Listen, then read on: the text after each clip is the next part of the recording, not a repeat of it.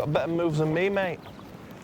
In 2014, Chad and his family became the 5th generation to farm Horncastle Farm. I'll tell you what you want, see? And although he loves it, it isn't easy. Every job, every business has its challenges.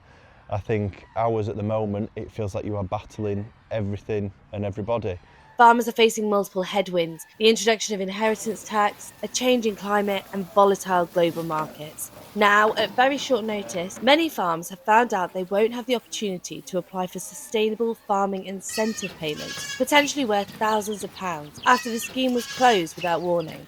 This is our herbal ley field. So we planted this back in summer last year. This last year would have been a crop field. So we had barley planted in here last year.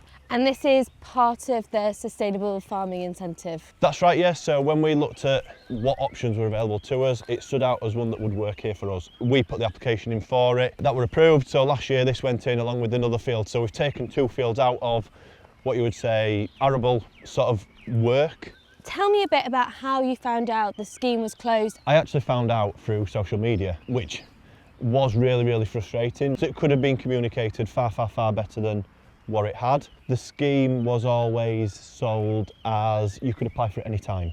So there was no rush or no pressure to get that application in. Sustainable farming incentives are intended to give farmers a choice of actions that reward food production that also protects nature. I think there's a lot of positives actually, and I think that's why we've had such a good uptake from farmers wanting to join the scheme. So you can be paid to have buffer strips along any ditches and things like that. So you're helping to reduce the risk of chemicals going into watercourses. Another one is variable rate fertiliser applications. So that's making sure that when we're putting fertiliser on crops, we're only putting it exactly where crops need it. But that incentive is there to say to people, look, change your methods, change your practices, and we're willing to get behind you and support you. The government says environmental payments will be brought back, but they need reform, something that many farmers and green groups agree with.